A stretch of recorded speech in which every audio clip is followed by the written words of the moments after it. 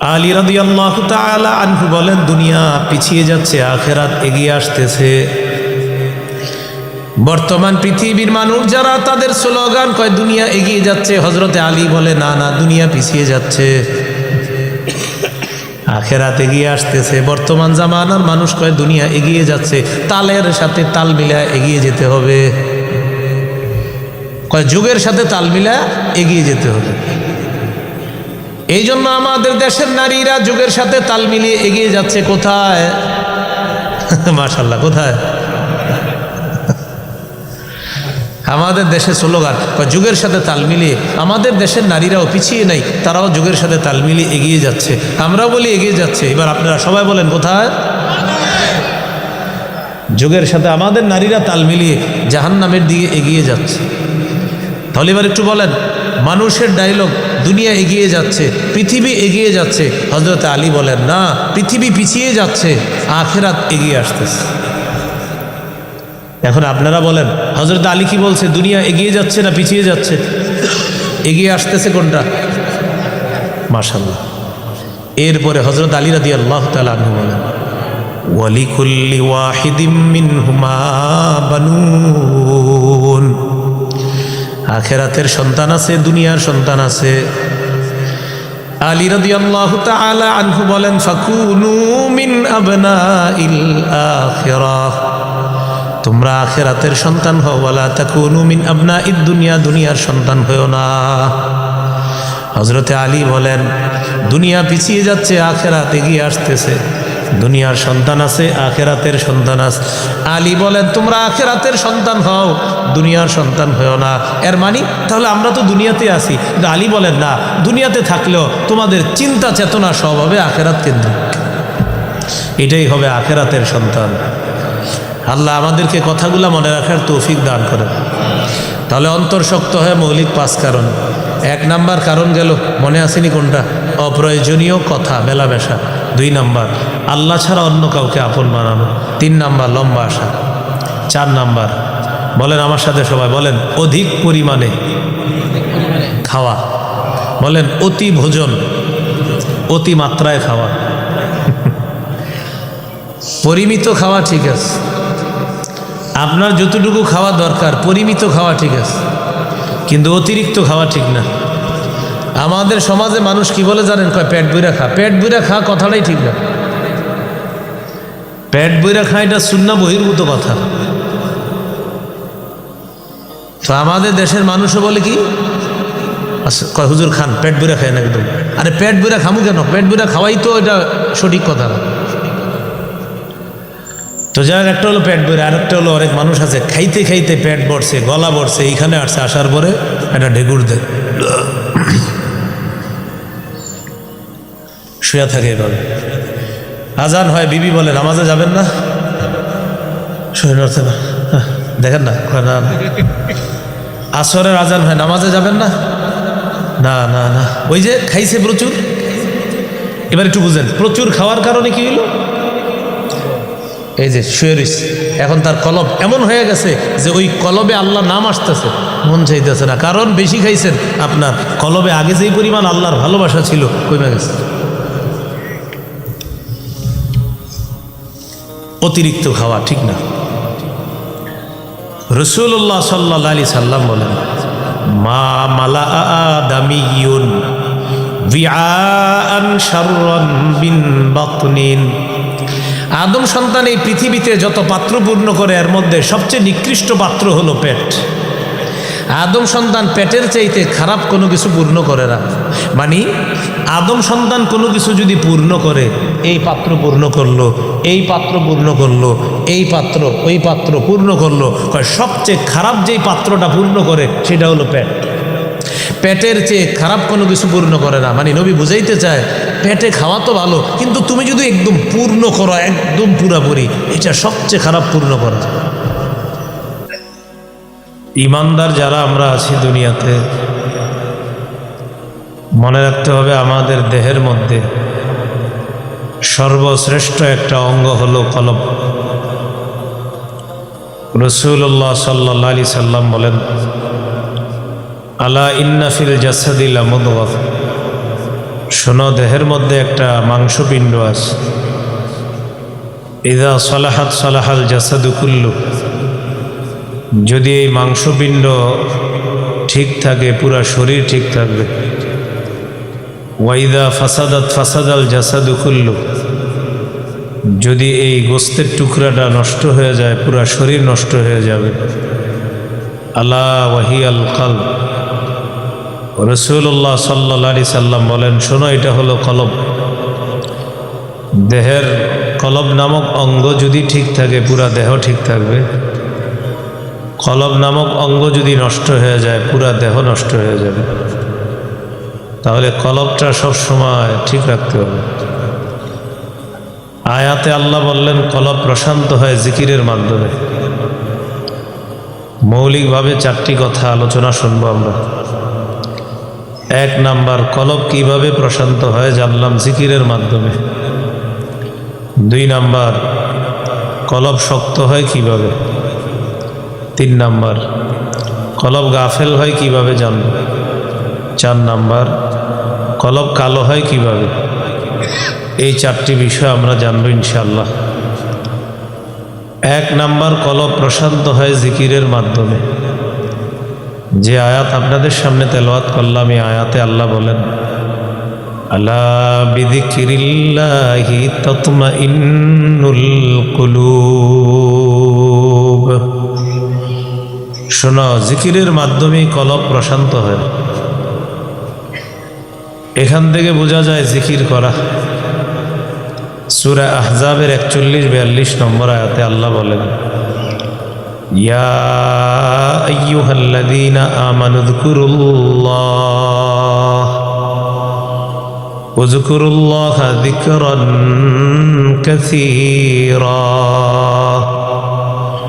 ওয়াসাব্বিহুহু বুকরাতাও ওয়া আসীলা।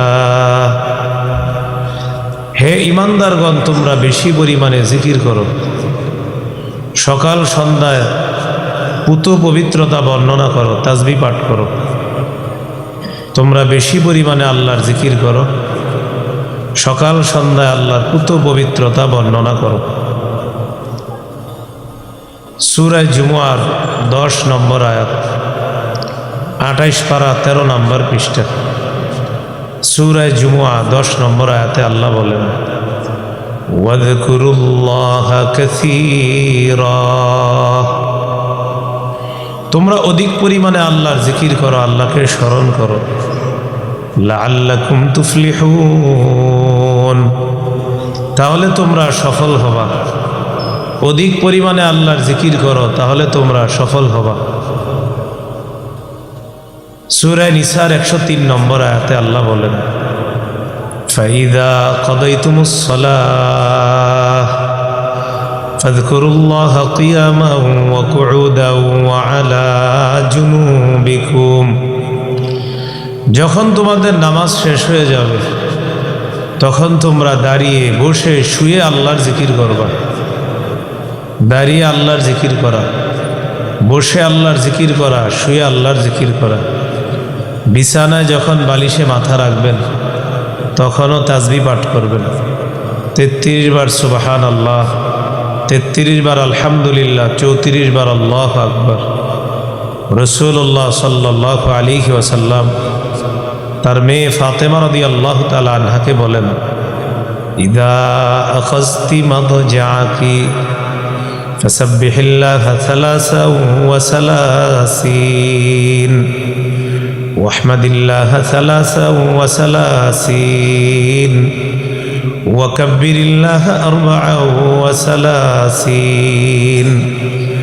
ফাতেমা, যখন তুমি বিছানায় যাইবা 33 বার সুবহানাল্লাহ, 33 বার আলহামদুলিল্লাহ, 34 বার আল্লাহু আকবার পড়ব। আমরা যখন বিছানায় যাব আমরাও এই আমলটা করব। আল্লাহ তৌফিক দান করেন। নামাজের পরে 33 বার সুবহানাল্লাহ, 33 বার আলহামদুলিল্লাহ, 33 বার আল্লাহু আকবার। 3 33 কত হলো? 99। এরপরে 100তম বারে পড়বেন, লা ইলাহা ইল্লাল্লাহু ওয়াহদাহু লা শারীকা লাহ লাহুল মুলকু ওয়া লাহুল হামদু ওয়া হুয়া আলা কুল্লি শাইইন কাদির। 100তম বারে এটা পড়া, তাহলে 33 বার সুবহানাল্লাহ, 33 বার আলহামদুলিল্লাহ, 33 বার আল্লাহু আকবার। 100তম বারে পড়া লা ইলাহা ইল্লাল্লাহু ওয়াহদাহু লা শারীকা লাহ লাহুল মুলকু ওয়া লাহুল হামদু ওয়া হুয়া আলা কুল্লি শাইইন কাদির। এই তাসবিহগুলা নামাজের পরে পড়লে ধনীরা সদকা করে যে সওয়াব পায়, মানুষে আমল করে এই সদকার সওয়াব আল্লাহ দান করবে।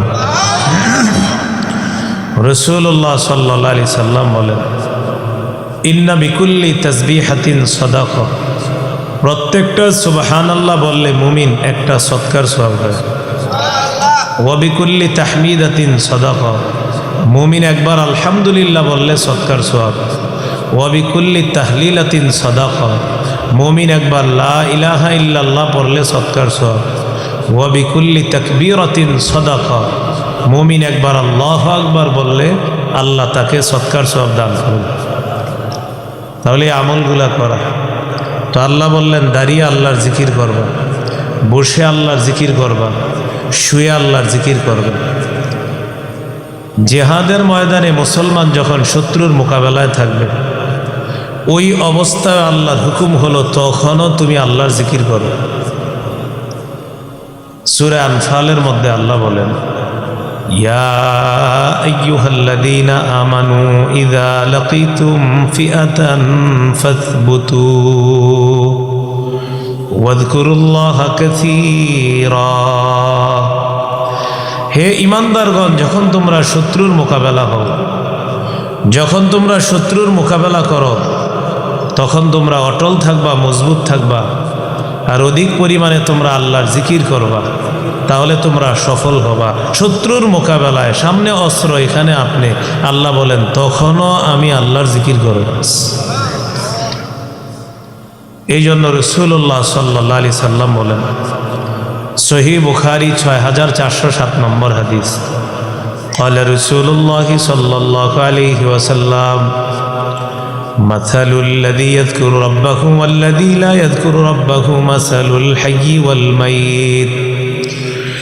রাসূলুল্লাহ সাল্লাল্লাহু আলাইহি সাল্লাম বলেন, যে ব্যক্তি আল্লাহকে স্মরণ করে আর যে আল্লাহকে স্মরণ করে না, তাদের দুইজনের দৃষ্টান্ত হলো জীবিত এবং মৃত ব্যক্তির মতো।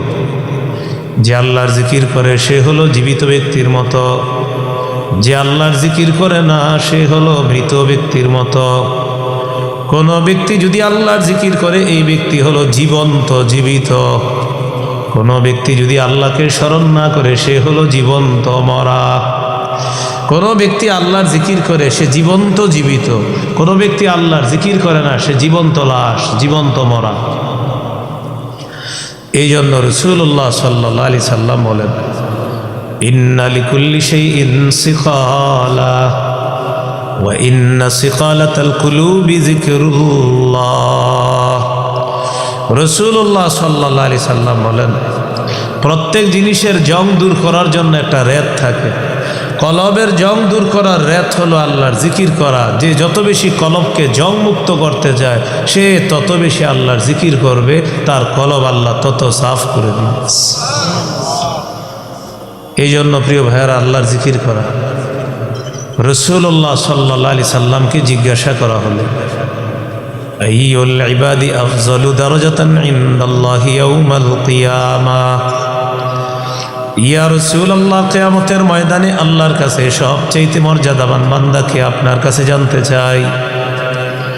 রাসূলুল্লাহ সাল্লাল্লাহু আলাইহি ওয়াসাল্লাম জবাব দিলেন, আয-যাকিরিনাল্লাহা কাসীরান ওয়ায-যাকিরাত।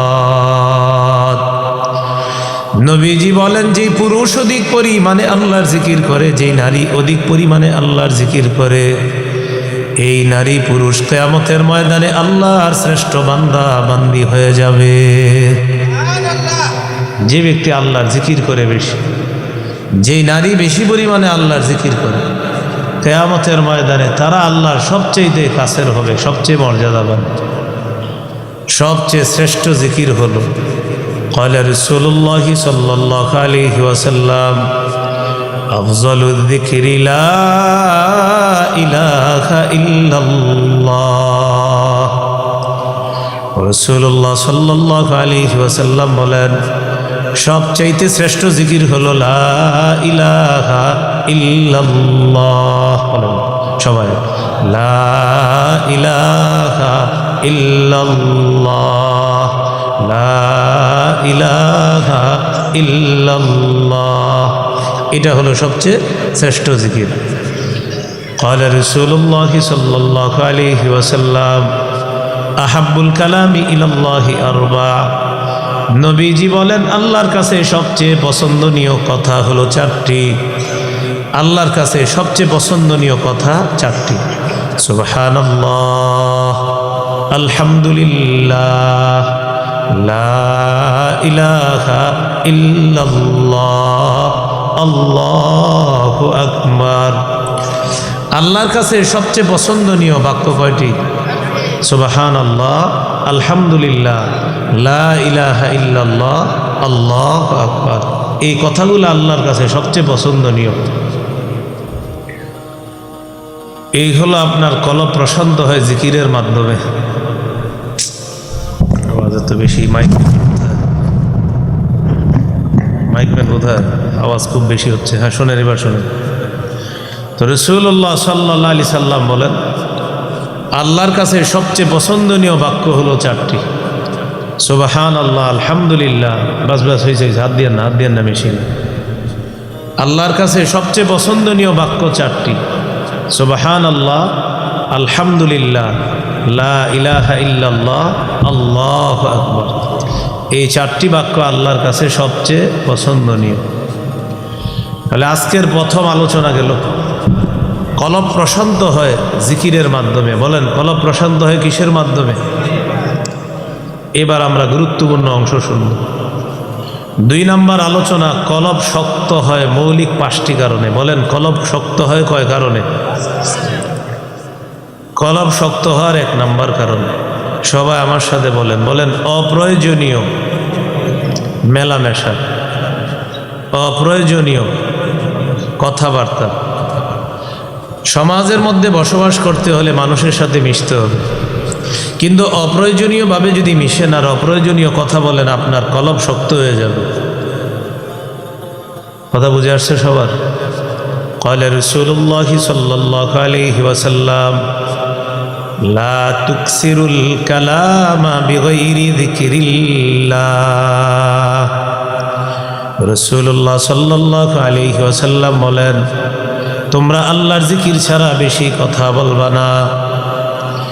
নবীজি বলেন, তোমরা আল্লাহর জিকির ছাড়া বেশি কথা বলবা না। ফাইন্না কাসরাতাল কালামি বিগাইরি যিকরিল্লাহি কাসওয়াতুন লিল কলব।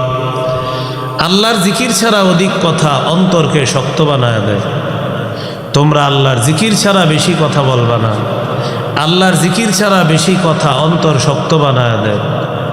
ওয়া ইন্না আবআদান নাসি মিনাল্লাহ আল কলবুল কাসি। রাসূলুল্লাহ সাল্লাল্লাহু আলাইহি সাল্লাম বলেন, যে ব্যক্তির কলব যত বেশি শক্ত, সে আল্লাহর থেকে তত বেশি দূরে। বলি নাউজুবিল্লাহ।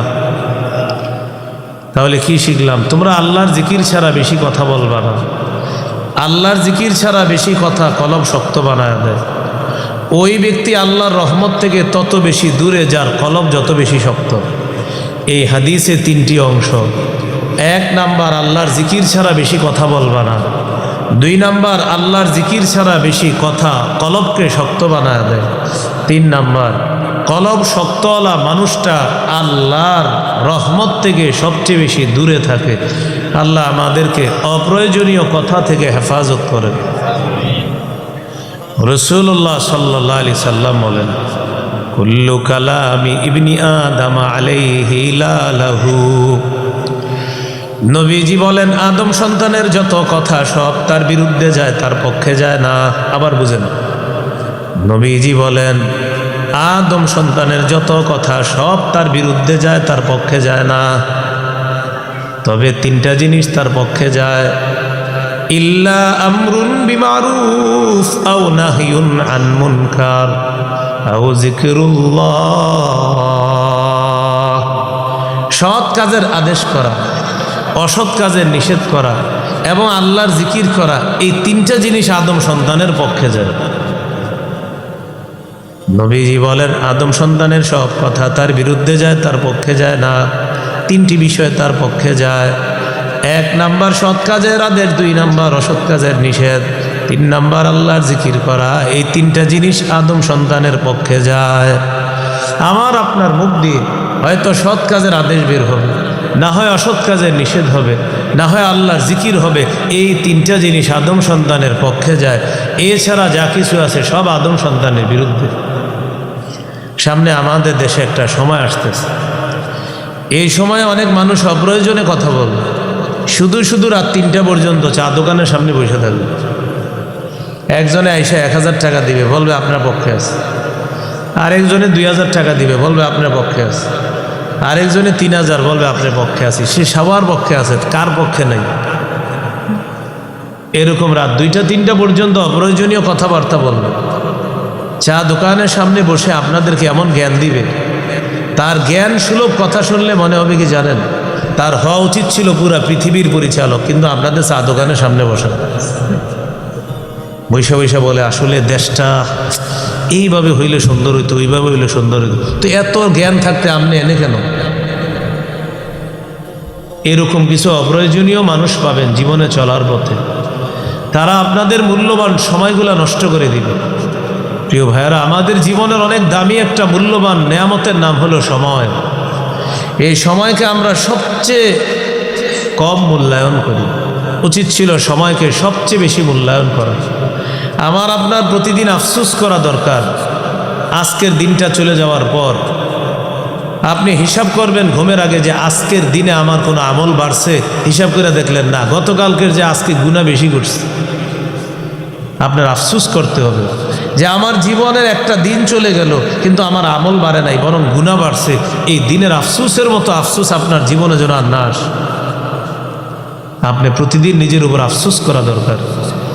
আব্দুল্লাহ ইবনে মাসউদ রাদিয়াল্লাহু তাআলা, রাসূলুল্লাহ সাল্লাল্লাহু আলাইহি সাল্লামের সাহাবী, তিনি বলেন ওই দিনের উপর আমার সবচেয়ে বেশি আফসোস হয় যে দিন চলে গেল কিন্তু আমার একটা আমল বাড়ে নাই, বা আমি কোনো নতুন বিদ্যা শিখতে পারি নাই। ওই দিনের উপর এত পরিমাণ আফসোস করি আমি, জীবনে আর আফসোস করি নাই যে আমার জীবন থেকে একটা দিন চলে গেল, আমল বাড়ল না, আমার বিদ্যা বাড়ল না, তাহলে আমার এই দিনটার কি হবে?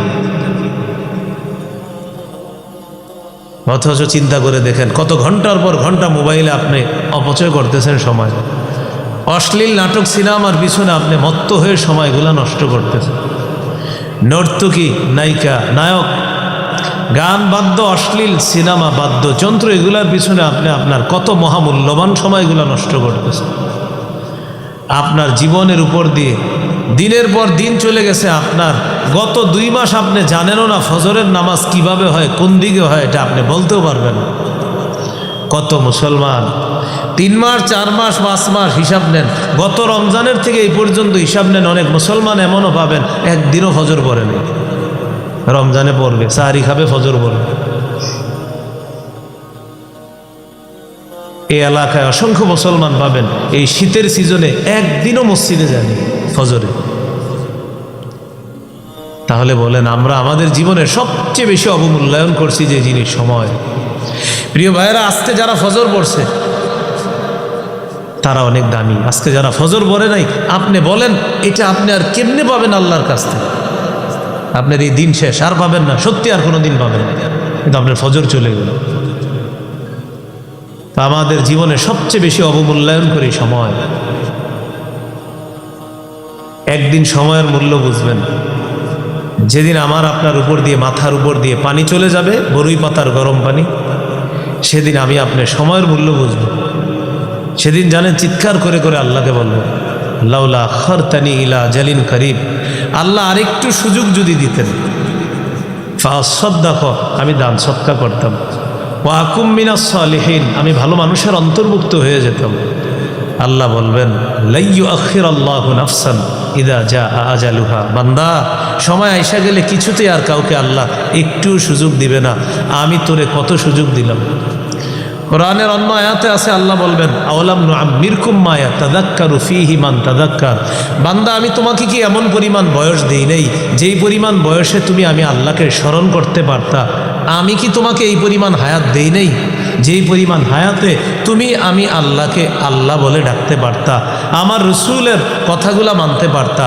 সুবহানাল্লাহ, আলহামদুলিল্লাহ, লা ইলাহা ইল্লাল্লাহ, আল্লাহু আকবার বলার সুযোগ তুমি কত পাইলা? আমি কি তোমাকে দেই নাই? এত সুযোগ দিলাম, কিন্তু তুমি আমারে একবারও মন থেকে আল্লাহ বলার সুযোগ পাইলা না, অথচ আমি আল্লাহ তোমারে সৃষ্টি করছি। আমি তো তোমারে বয়স দিছিলাম, কি করছো তুমি? পরে কি বলবে জানেন? ফাজুকু, কি করবার? ভোগ করো, আযাব ভোগ করো, ভোগ করো। ফামা লিয-যালিমিনা মিন নাসির, আযাব ভোগ করবে যারা, তাদেরকে আল্লাহ বললেন জালেম, জালেমদের কোনো সাহায্যকারী থাকবে না। তো বলছিলাম সামনে কিছু সময় আসবে, সময় অপচয় করার সময়।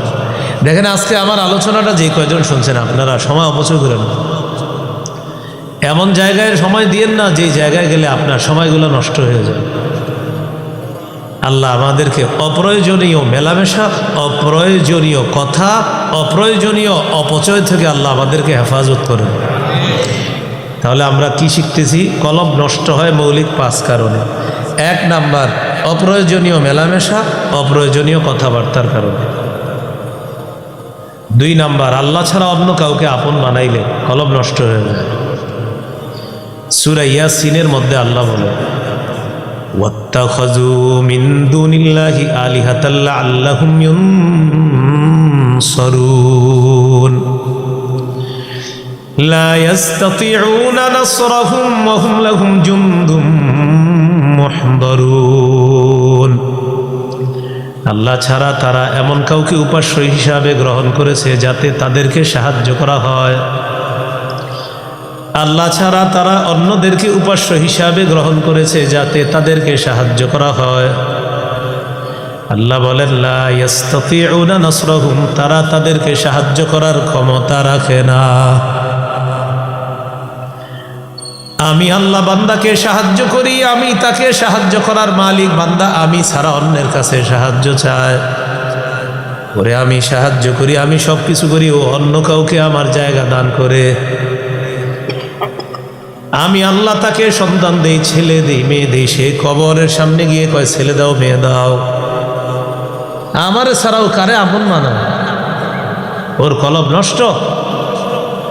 এই কলব নষ্ট হয়ে গেছে। এখন দেখবেন নামাজ রোজা ভালো লাগে না, কবরের সামনে গিয়ে খালি ঘুরে, কবরের সামনে গিয়ে গেলে চায়। এই ব্যক্তির জিজ্ঞাসা করবে নামাজ পড়ো না কা? নামাজ পড়া লাগবো না। কয় কেন? নামাজ মারেফতের জগতে পড়ি। মিরপুরে সাংবাদিক গিয়া প্রশ্ন করছে, দেখবেন আপনারা, ভিডিও আছে, প্রশ্ন করছে নামাজ পড়েন না কেন? আমি বলি না, না পড়ি, তোরে কই তুইব? আপনি তো পড়েন নাই, আমরা নামাজ পড়লাম, আপনি তো পড়েন নাই। আমি যে পড়ি নাই তুই দেখছস? কইগুলো বুঝবি না। শক্ত হয়ে গেছে কলব। কেন জানেন? এই মানুষগুলার আকীদা আল্লাহ ছাড়া অন্যের দিকে। আমাদের দেশের অসংখ্য মুসলমান পাবেন যারা এখনো এই আকীদা পোষণ করে যে ওই কবরওয়ালা শক্তি রাখে তারে কিছু দেওয়ার। অসংখ্য মুসলমান আপনার আশেপাশে পাবেন। এই জন্য কলব শক্ত হয়ে দেখবেন ওই মুসলমানরা আপনি নামাজে এত সহজে আনতে পারেন না। চা দোকানের সামনে বসে লেকচার দেয়, নামাজ পড়ছেননি? নামাজ মসজিদে গেলে সবাই দেখবে, এই জন্য পড়ি না। তো ঘরে পড়েননি? ঘরে বউ বাচ্চারা দেখবে, এই জন্য পড়ি না।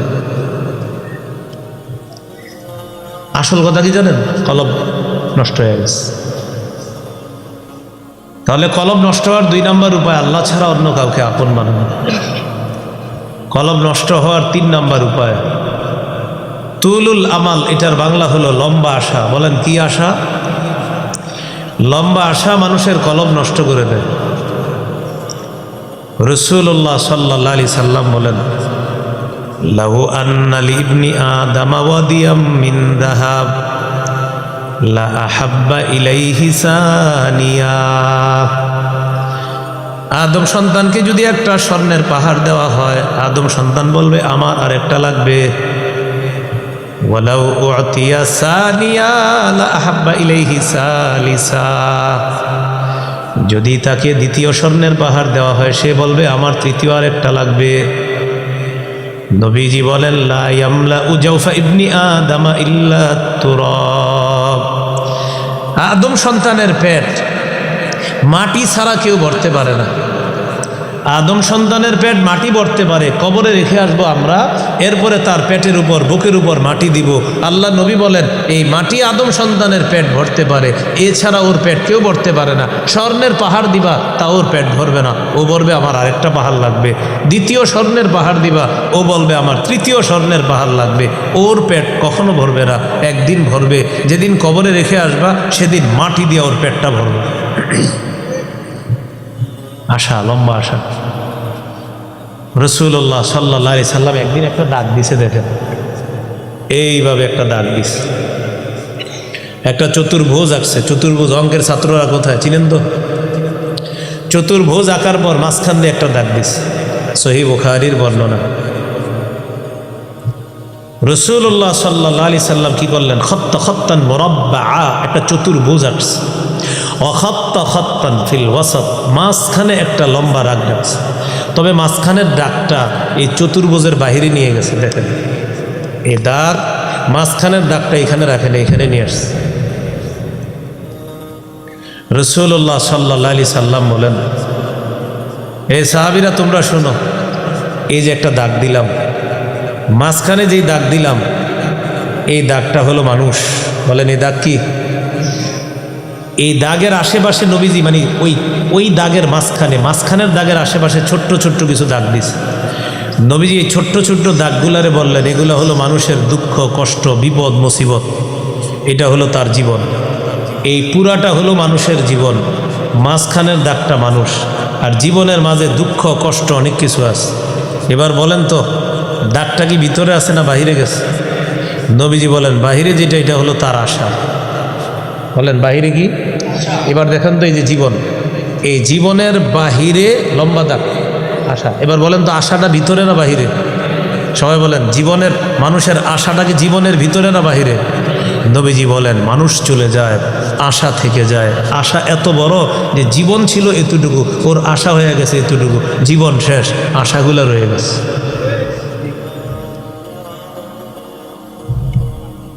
মানুষের লম্বা আশা, এই লম্বা আশায় মানুষের দিল শক্ত হয়ে যায়। আসসালামু আলাইকুম কাকা, মনটা খারাপ? 8 লাখ টাকা করে বেতন পায় এক একজন, তো মন খারাপ কেন? ছোট ছেলেটার কোনো কুল কিনারা করতে পারিনি।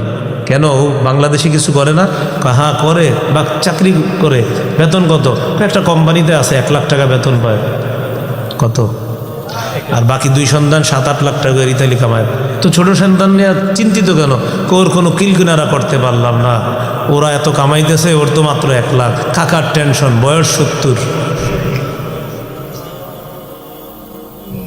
লম্বা আশা। এবার একটু বুঝার চেষ্টা করেন, এই যে 3 সন্তানের এত ইনকাম, কাকাই কিন্তু সব খাইবে না, কাকা কিন্তু খাবে না সব, কিন্তু কাকার আশা ও ইতালি যাবে, ও 7 লাখ কামাবে, এটা ওনার আশা। এত লম্বা আশা কাকায়, আশা করতে করতে করতে করতে নামাজ ঠিক মতো পড়তে পারে না, ফজরে আসে না, জোহরে আসে না, মাগরিব এশায় আসে না। মুরব্বী হয়ে গেছে ওই বয়সেও তার নামাজ, আল্লাহু আকবার, তাকে মসজিদে টেনে নেয় না। কেন? লম্বা আশার কারণে কলব এত শক্ত হয়ে গেছে, আল্লাহর কথা তার মনে পড়ে না। রাসূলুল্লাহ সাল্লাল্লাহু আলাইহি সাল্লাম বলেন ইন্না আখওয়াফা মা আখাফু আলাইকুম ইসনাতান, আমি তোমাদের ব্যাপারে 2টি জিনিসের আশঙ্কা করি। 1 নাম্বার ইত্তিবাউল হাওয়া, 2 নাম্বার অতুলুল আমাল। আমি তোমাদের ব্যাপারে 2টি জিনিসের আশঙ্কা করি। 1 নাম্বার নফসের অনুসরণ, নফসের পূজা করা। 2 নাম্বার লম্বা আশা। নবীজি বলেন ফাম্মা ইত্তিবাউল হাওয়া, মানুষ নফসের পূজা যখন করবে তখন তাকে এই নফসের অনুসরণ সত্যের পথ থেকে ফায়াসুদ্দু আনিল হক, দূরে সরাইয়া দিবে। ও আম্মা তুলুল আমাল, লম্বা আশা, ফায়ুনসিল আখিরা, তাকে আখিরাত ভুলাইয়া দিবে। ভালো করে বুঝেন, মানুষ যখন নফসের গোলামি করবে, এই নফসের গোলামি তাকে সত্য থেকে বিচ্যুত করে দিবে। আর মানুষ যখন লম্বা আশা করবে, নবী বলেন এই লম্বা আশা তার আখিরাত ভুলাইয়া দিবে। বলেন লম্বা আশা কি বলে দিবে? আখেরাত বলে দিবে। আলী রাদিয়াল্লাহু তাআলা আনহু বলেন, ইরতাহালাতিদ দুনিয়া মুদবিরা ওয়ারতাহালাতিল আখিরাতু মুকবিলা। আলী রাদিয়াল্লাহু তাআলা আনহু বলেন, দুনিয়া পিছিয়ে যাচ্ছে, আখেরাত এগিয়ে আসতেছে। বর্তমান পৃথিবীর মানুষ যারা, তাদের স্লোগান কয় দুনিয়া এগিয়ে যাচ্ছে। হযরতে আলী বলে না না, দুনিয়া পিছিয়ে যাচ্ছে, আখেরাত এগিয়ে আসতেছে। বর্তমান জামানার মানুষ কয় দুনিয়া এগিয়ে যাচ্ছে, তালের সাথে তাল মিলায় এগিয়ে যেতে হবে। কয় যুগের সাথে তাল মিলায় এগিয়ে যেতে হবে। এই জন্য আমাদের দেশের নারীরা যুগের সাথে তাল মিলিয়ে এগিয়ে যাচ্ছে। কোথায়? মাশাআল্লাহ, কোথায়? আমাদের দেশে স্লোগান যুগের সাথে তাল মিলিয়ে। আমাদের দেশের নারীরাও পিছিয়ে নাই, তারাও যুগের সাথে তাল মিলিয়ে এগিয়ে যাচ্ছে। আমরাও বলি এগিয়ে যাচ্ছে। এবার আপনারা সবাই বলেন কোথায়? যুগের সাথে আমাদের নারীরা তাল মিলিয়ে জাহান্নামের দিকে এগিয়ে যাচ্ছে। তাহলে এবার একটু বলেন, মানুষের ডায়লগ দুনিয়া এগিয়ে যাচ্ছে, পৃথিবী এগিয়ে যাচ্ছে। হযরত আলী বলেন না, পৃথিবী পিছিয়ে যাচ্ছে, আখিরাত এগিয়ে আসতেছে। এখন আপনারা বলেন হযরত আলী কি বলছে? দুনিয়া এগিয়ে যাচ্ছে না পিছিয়ে যাচ্ছে? এগিয়ে আসতেছে কোনটা? মাশাআল্লাহ। এরপরে হযরত আলী রাদিয়াল্লাহু তাআলা আনহু বলেন, ওয়ালিকুল্লি ওয়াহিদিম মিনহুমা বানুন। আখিরাতের সন্তান আছে, দুনিয়ার সন্তান আছে। আলী রাদিয়াল্লাহু তাআলা আনহু বলেন, ফাকুনু মিন আবনাইল আখিরাহ। তোমরা আখিরাতের সন্তান হও, ওয়ালা তাকুনু মিন আবনাইদ দুনিয়া, দুনিয়ার সন্তান হও না। হযরতে আলী বলেন, দুনিয়া পিছিয়ে যাচ্ছে, আখিরাত এগিয়ে আসতেছে। দুনিয়ার সন্তান আছে, আখিরাতের সন্তান আছে। আলী বলেন, তোমরা আখিরাতের সন্তান হও, দুনিয়ার সন্তান হও না। এর মানে তাহলে আমরা তো দুনিয়াতে আছি। কিন্তু আলী বলেন না, দুনিয়াতে থাকলেও তোমাদের চিন্তা চেতনা সব হবে আখিরাত কেন্দ্রিক। এটাই হবে আখিরাতের সন্তান। আল্লাহ আমাদেরকে কথাগুলো মনে রাখার তৌফিক দান করেন। তাহলে অন্তর শক্ত হয় মৌলিক 5 কারণ। 1 নাম্বার কারণ গেল, মনে আসেনি কোনটা? অপ্রয়োজনীয় কথা মেলামেশা। 2 নাম্বার আল্লাহ ছাড়া অন্য কাউকে আপন বানানো। 3 নাম্বার লম্বা আশা। 4 নাম্বার বলেন আমার সাথে সবাই বলেন, অধিক পরিমাণে খাওয়া। বলেন অতি ভোজন, অতি মাত্রায় খাওয়া। পরিমিত খাওয়া ঠিক আছে, আপনার যতটুকু খাওয়া দরকার পরিমিত খাওয়া ঠিক আছে, কিন্তু অতিরিক্ত খাওয়া ঠিক না। আমাদের সমাজে মানুষ কি বলে জানেন? কয় পেট বইরা খা। পেট বইরা খা কথাটাই ঠিক না। পেট বইরা খা এটা সুন্নাহ বহির্ভূত কথা। তো আমাদের দেশের মানুষও বলে কি, আচ্ছা কয় হুজুর খান, পেট বইরা খায় না একদম। আরে পেট বইরা খামু কেন? পেট বইরা খাওয়াই তো এটা সঠিক কথা না। তো যার একটা হলো পেট ভরে, আর একটা হলো অনেক মানুষ আছে খাইতে খাইতে পেট ভরছে, গলা ভরছে, এইখানে আসছে, আসার পরে একটা ঢেকুর দেয়, শুয়ে থাকে এভাবে। আজান হয়, বিবি বলে নামাজে যাবেন না, শুয়ে নড়ছে না, দেখেন না। আসরের আজান হয়, নামাজে যাবেন না, না না না, ওই যে খাইছে প্রচুর। এবার একটু বুঝেন, প্রচুর খাওয়ার কারণে কি হলো? এই যে শুয়ে রয়েছে, এখন তার কলব এমন হয়ে গেছে যে ওই কলবে আল্লাহ নাম আসতেছে, মন চাইতেছে না। কারণ বেশি খাইছেন, আপনার কলবে আগে যেই পরিমাণ আল্লাহর ভালোবাসা ছিল কমে গেছে। অতিরিক্ত খাওয়া ঠিক না। রাসূলুল্লাহ সাল্লাল্লাহু আলাইহি সাল্লাম বলেন, মা মালা আদামিয়ুন বিআআন শাররান বিন বাতনিন। আদম সন্তান এই পৃথিবীতে যত পাত্র পূর্ণ করে, এর মধ্যে সবচেয়ে নিকৃষ্ট পাত্র হলো পেট। আদম সন্তান পেটের চাইতে খারাপ কোনো কিছু পূর্ণ করে না।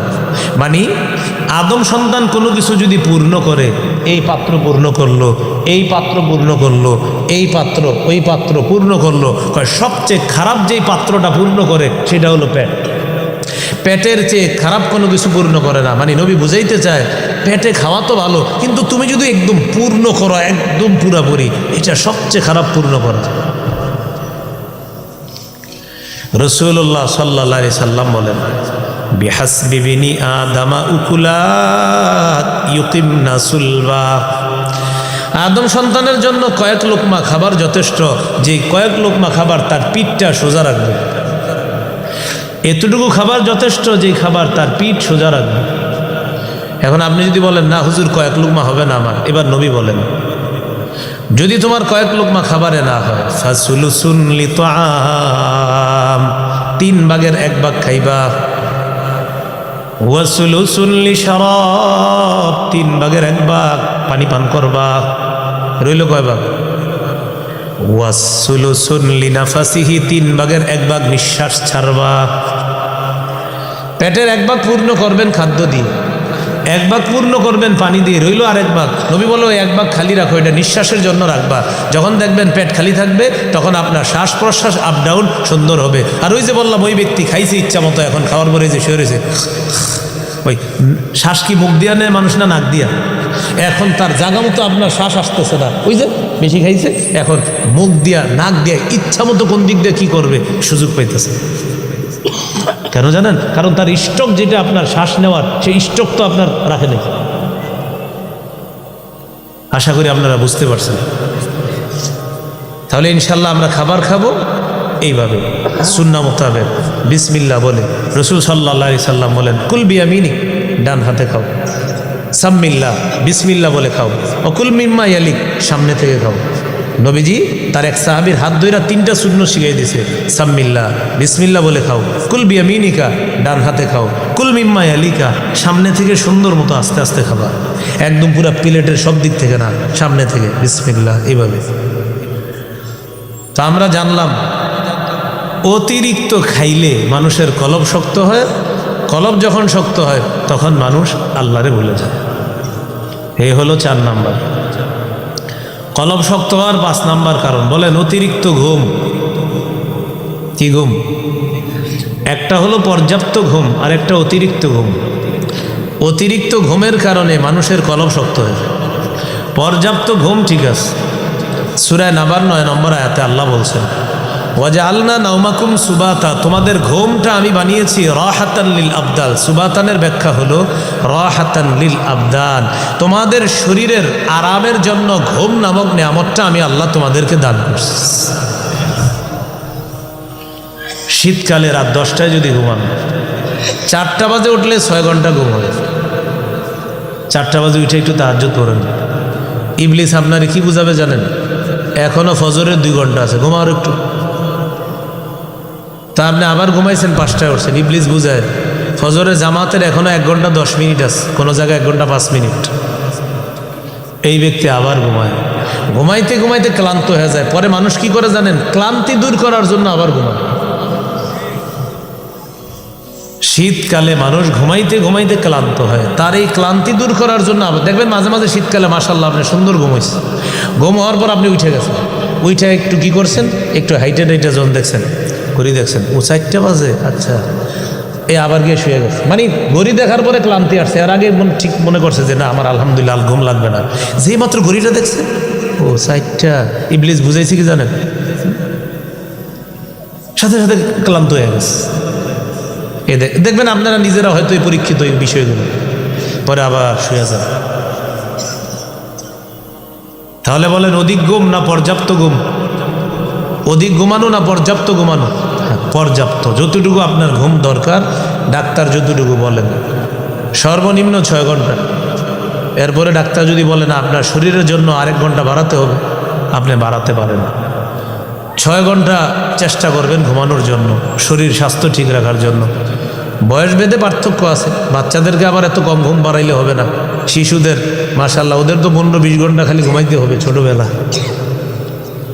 তো এই জন্য মাশাআল্লাহ দৈনিক যদি 8 ঘন্টা ঘুমান, কথার কথা, ডাক্তাররা সর্বশেষ বলে 8 ঘন্টার কথা, তো 8 ঘন্টাও যদি ধরে নেন, আপনি যদি 60 বছর বাঁচেন, কয় বছর? 60 বছর। 60 বছর থেকে 15 বছর বাদ দেন, 15 বছর তো বালে ঘর নেই, তাহলে 60 থেকে 15 বাদ দেন, রইল কয় বছর? হ্যাঁ 45 বছর। আচ্ছা এবার আসেন 45 বছর আপনি, আচ্ছা প্রথমে 60 বছর ধরেন, দৈনিক যদি 8 ঘন্টা করে আপনার ঘুম হয়ে থাকে, তাহলে আপনি কয় বছর ঘুমাইছেন কোন তো? 20 বছর। 60 বছর যদি আপনি হায়াত পান, যদি দৈনিক এভারেজে 8 ঘন্টা করে ঘুমায় থাকেন, আপনি 20 বছর শুধু ঘুমে কাটাইছেন, আল্লাহ জানে। সবাই এমনি রয়েছে, কী কোন হুজুর? তো এটাই তো। আরে কয় ঘন্টায় দিন হয়? তো 24 ঘন্টারে 3 ভাগ করেন, কয় ঘন্টা হয়? 8 ঘন্টা। তো 8 ঘন্টা করে যদি ঘুমান আপনি 60 বছরে, 20 বছর ঘুম। সহজ হিসাব। যদি 8 ঘন্টা ঘুমান তো 20 বছর ঘুমাইছেন, যদি 16 ঘন্টা ঘুমান তো 40 বছর ঘুমাইছেন, আর যদি কন্যা হুজুর আমি 24 ঘন্টায় ঘুমাই তো 60 বছর ঘুমাইছেন। বিষয়টা কিন্তু যদিও হাসছেন, চিন্তার বিষয় যে কি বললো, 8 ঘন্টা ঘুমাইলে আমি 20 বছর ঘুমাইলাম। তার মানে ছোটোবেলা তো আপনার আম্মা আব্বা আপনার ঘুম পাড়াইছে 15 ঘন্টা 20 ঘন্টা, আপনি 8 ঘন্টাও যদি ঘুম পারেন আর 15 বছর আগের ওইটি এবারে যে হিসাব করেন, 60 বছর বাসেন, কেমন যেন 25-26 বছর শুধু ঘুমে কাটাইছেন। তো রয়ে গেল আর কয় বছর? 35 বছর। এই 35 বছর বউ বিবি বাল বাচ্চা পরিবার, এই 35 বছর আল্লাহ, নামাজ রোজা হজ যাকাত। তাহলে একটু চিন্তা করে দেখেন আমার কি করা দরকার। তাহলে সবাই আমার সাথে বলেন, অন্তর শক্ত আর 5 নাম্বার কারণ অতিরিক্ত ঘুমানো। এই হলো আজকের 2 নাম্বার আলোচনা। আজকে 3 নাম্বার আলোচনা, অন্তর গাফেল হয় কেন? বলেন সবাই আমার সাথে, বলেন মৌলিক 2 কারণে অন্তর গাফেল হয়। সন্তান, সম্পদ। বলেন তো কয় কারণে অন্তর গাফেল হয়? কি কি? 28 পারা 14 নম্বর পৃষ্ঠা সূরা মুনাফিকুনের 9 নম্বর আয়াতে আল্লাহ বলেন, ইয়া আইয়ুহাল্লাযীনা আমানু লা তুলহিকুম আমওয়ালুকুম ওয়ালা আওলাদুকুম আন যিকিরিল্লাহ। হে ঈমানদারগণ, তোমাদের সন্তান সম্পদ তোমাদেরকে যেন আল্লাহর জিকির থেকে গাফেল না করে। দোকানের শাটার লাগাইতেছে, ওই মুহূর্তে মুয়াজ্জিন সাহেব একামতে বলতেছে কদ কামাতিস সালাহ, নামাজ দাঁড়ায় গেছে। একদিক দিয়ে দোকানের শাটার লাগাইতেছে, ওই মুহূর্তে কাস্টমার আসছে, আসার পর কয় 10,000 টাকার সদাই নিব। টেনশনে বইরা গেছে, একদিক দিয়া 10,000, আরেক দিক দিয়া নামাজ, 10,000 নামাজ, 10,000 নামাজ। শাটার লাগাইতেছিলেন কেন জানেননি? নামাজে যাবেন। এই মুহূর্তে কাস্টমার একজন এসে বলতেছে ভাই 10,000 টাকা সদাই নিব। টেনশনে বইরে গেছেন, বড় পরীক্ষা বইরে গেছেন। সম্পদ নামাজ, সম্পদ নামাজ। আল্লাহ বলে, হে ঈমানদার, তোমার সম্পদ তোমার সন্তান তোমারে যেন আল্লাহর জিকির থেকে গাফেল না করে। তোমার মসজিদে ডাকা হচ্ছে, যাও, আমি আল্লাহ তোমারে ডাকতেছি, আমি তোমার কাছে রিজিক চাই না, আমি আল্লাহ তোমাকে রিজিক দেই।